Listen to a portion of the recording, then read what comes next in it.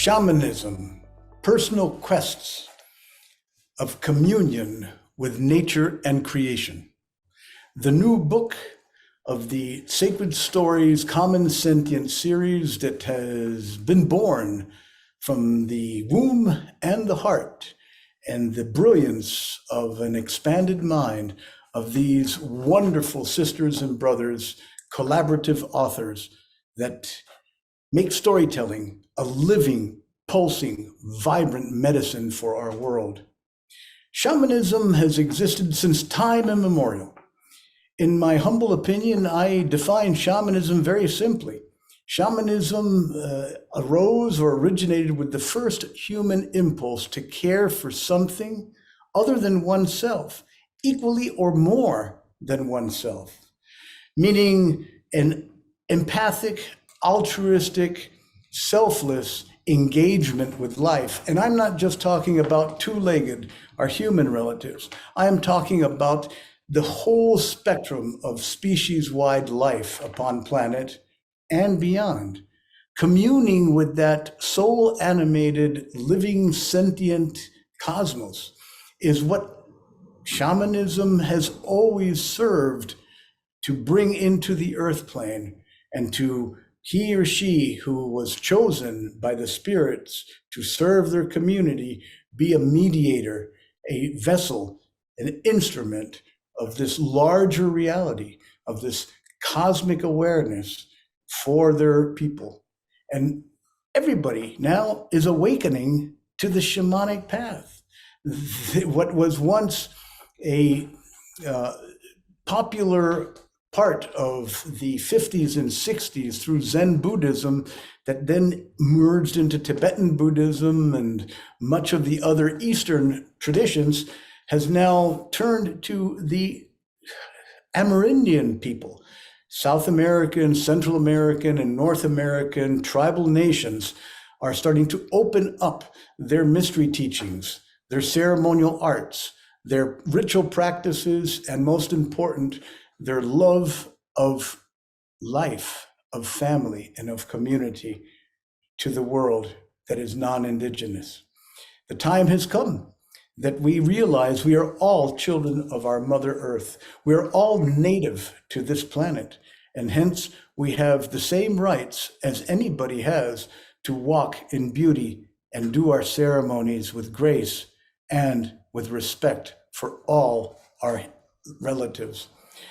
So I see that we have a few people here that I jotted down some notes. Allison Kenny is the lucid dreamer, nightmare purveyor whose love of nature opened her life to spirit. And to that, I'd like to go ahead, Allison, and open up the space for you to tell us a little bit about where you're at. Thank you so much, Oscar. What brought me to tell this particular story was that it was my first shamanic experience when I was 5 years old. So I had to, I'm 50 years old now, so I had to retrace all the way back. I chose to retrace back to that very first moment when I was standing on the edge of a ravine with my father. And I had my hand, stretched up to his because I was so small. And all I could remember was that I had a family around me, this eternal, vibing, rich, communicative, character-filled family of nature all around me. The trees were like grandmothers. The river was like my sibling. I'm gonna get choked up, I'm sorry. But anyway, so I had like this whole family of nature, the ground that I was standing on, the air, the wind that was playing with my hair. And this was my family. And I was holding my father's hand, and I heard chanting, low tonal chanting. And I had never heard anything like that. I was born in a Roman Catholic family, middle-class America, so I had no reference for this, but it was very familiar, this chanting. And I followed the sound with my intuition until I saw a canoe of indigenous men floating down the river. And you'll have to read the story. I don't know if I'm giving it away, but I was very cognizant, even at 5 years old, that there was a point at which this boat would cross my path and something that would change my life forever would happen. And it did. One of the men looked into my soul. I looked into his, and there was an exchange. I felt him leap into me. And I just allowed that to happen, and then the boat went on and went away. Thank you. So you had some extraordinary experiences with the mother, especially with Lori Ann, that her ability to bring together an awareness in your life through your communion with our plant grandmother, Ayahuasquita Linda, set the stage for you no longer to be attached to the, to the hucha, to the lower density that characterize a lot of your family dynamics, right? Yes. And so is she still with you, your baby sister in spirit? I don't feel her as profoundly as I did in that encounter, but I know that all my family who have transitioned are always with me. I mean, that is just a certainty that I feel. And that encounter with her in the plant medicine ceremony was so profound, because I had gone into this ceremony with the intention of bringing some healing to my mother and my current living sister, about some medical issues that they were both encountering, and a remembering of a story that got told to me just a handful of years ago. So 50 years later, after this event had happened, where my mother had birthed a baby who was so severely deformed that she couldn't come home. And so she was sent to a hospital, and she lived to be 2 years old. And I never met her. And most of the family did not go see her except for my mother and my grandmother. And the story never got talked about. We never honored her in any of our celebrations or anything. And so it was a surprise 50 years later to see how much pain my mother still carried about her child. And so my intention going into the ceremony was to bring some healing to my mom, and thinking about what would have gone on for her at that time when I was only 7 years old. And as the journey progressed, it came about to say, well, what actually happened to me as a young girl? What happened when I was waiting for a sibling to come home and she never came to the house? And how did the family handle the grief? I have no memory of that time. And as the ceremony progressed, suddenly the energy of Lori Ann, my deceased sister, came through, and we spent hours together. And it was so beautiful to just intertwine with her energy and to feel the love and compassion, to feel my heart open with grief and sorrow and love and bliss at the same time. And what I realized afterwards is that I actually ended up having a soul retrieval of recommuning with that 7-year-old part of me that had been forgotten, and also reconnecting with her. So I'm going to just let you give us a little summation of what the impulse in your being that led you to wanting to contribute this, Well, it's so beautiful that you asked earlier what we felt our medicine to be, because it's the first time I've heard it come through so clearly for me, which is communion with Source. And I love that this wording of our book is shamanism, personal quests for communion with nature and creation, because for me, that word communion is the essence of shamanism and of my experience with shamanism. And what really flows through my experiences, what has come to direct my life and ground my life and be the purpose of my life, this communion.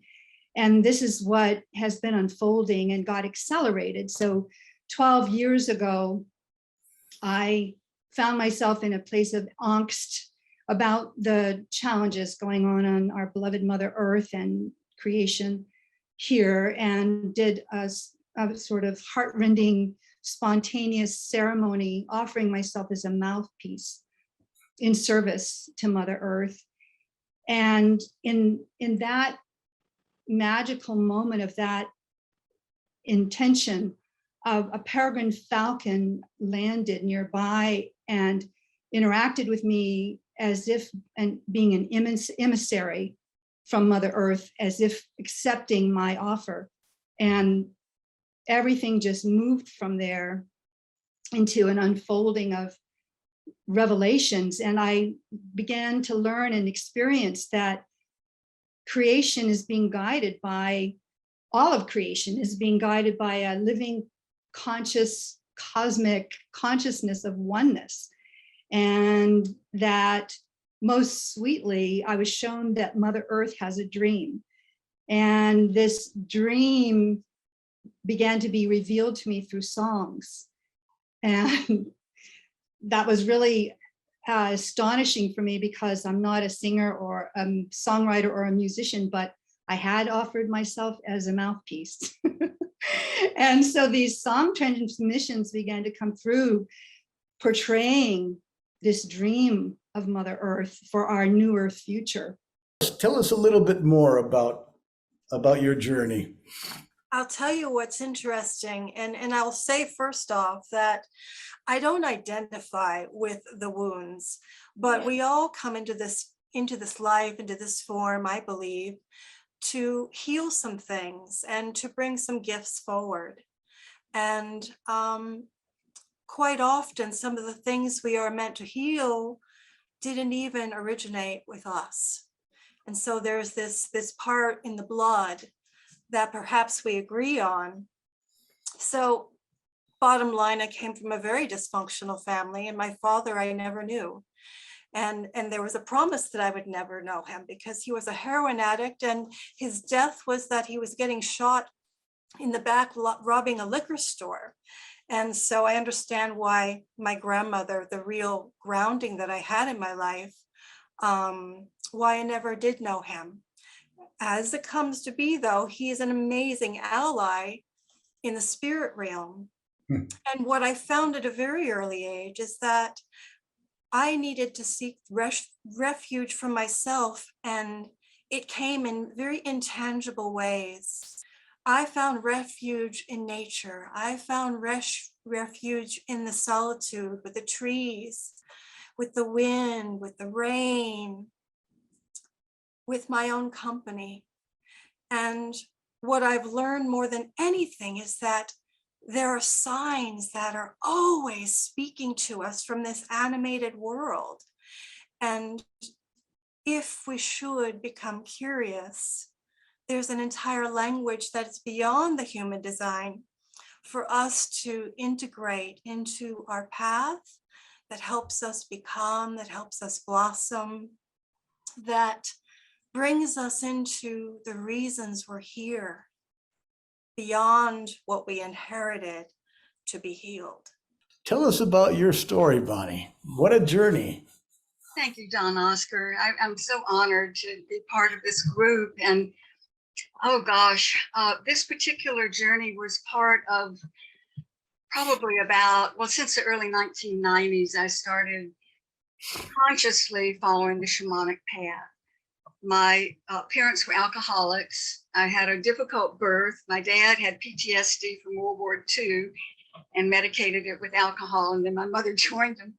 So I didn't feel parented, except that the animals healed me and nature healed me. And so when I would get really, really sad, I would go climb a tree and sit in that tree for a long time, and then I would feel better. So when I started realizing I do healing work myself, and I I think I was concentrating so much on working on everybody else, I didn't realize how much healing I needed. And when I started realizing that, because of having difficulty in some relationships, I did therapy, psychotherapy out in California for about 10 years.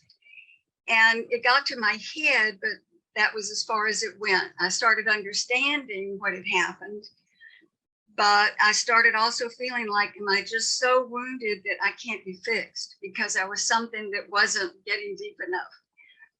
And that was when I started the shamanic path, and I started studying with different shamans and going, to different parts of the world. And one of the major places that I loved so much, I loved all of them, but Ecuador, the jungle and the Andes of Ecuador. And so this was one of the stories of two of my trips actually to Ecuador. I went 4 times. And so it was with the Shuar, and I saw them every time.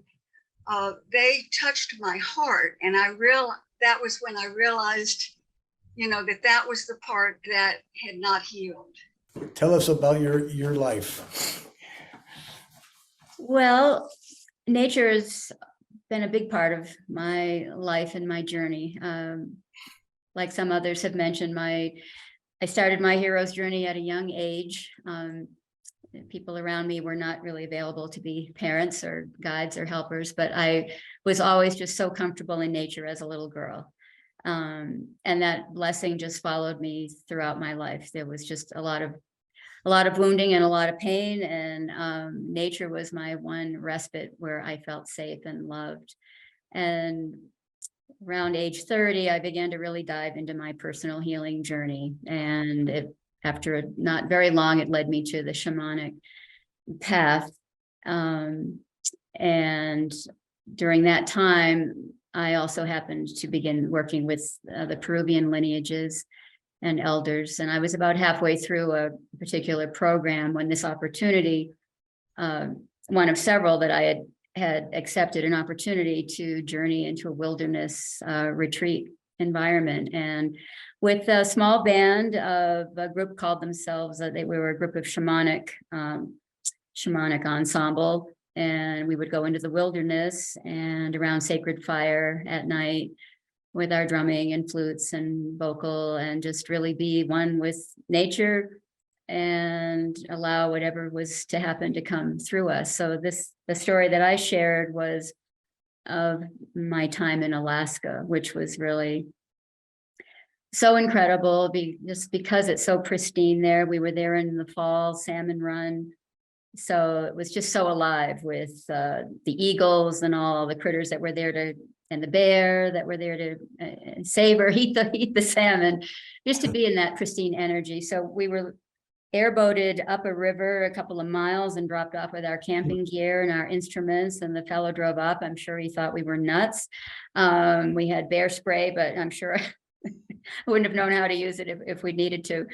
So the week was incredible. I did not go seeking the path that I walk because it's actually a very difficult path. I don't think a lot of people realize that. So the story that I wrote, The House of the Dancing Spirits, it was culminated from not just one day, but a lot of the apprenticeship experiences that I've had. A lot of people don't realize that in order to really be an effective healer with Madre, you have to know the jungle, you have to know the spirits, you have to connect with the plants. So I've spent years living in the jungles with my teachers in very difficult, challenging, and absolutely amazing experiences in order to be able to open up to be a conduit for these divine doctorcitos. So I wrote about a lot of the phenomenon maybe that I experience because it's magic. When you are willing to go way outside of your comfort zone, we like to say that the spirits take pity on us and they give us gifts. And I have found that. I got sick in 2005 unexpectedly. and spent 7 years in a bedroom and was diagnosed with a primary immune disease that had about 1% chance of healing.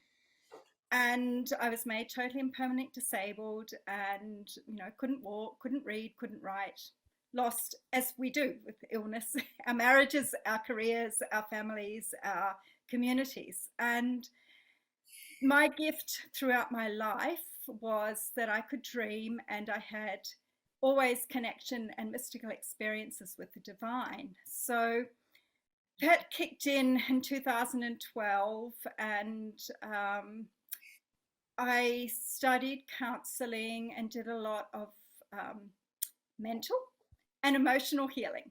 But like the hero's journey, I had to undergo the final transformation, which is the spiritual. And we think that we're already spiritual, but of course, the spirits have other ideas, and our higher self has another story that we don't know.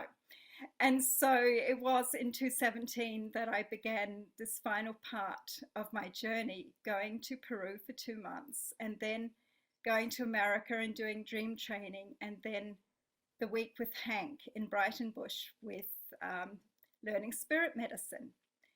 And so for me, this was, again, connecting with nature that I had resisted as a child, but again, it became totally transformative for me, because the beauty of Brighton Bush and the way that the shamanic group that I was with and Hank pulled everything together with, the trees and the dreaming of Brighton Bush and the river and the mountains and the ancient indigenous Indians that we could hear in the yurt.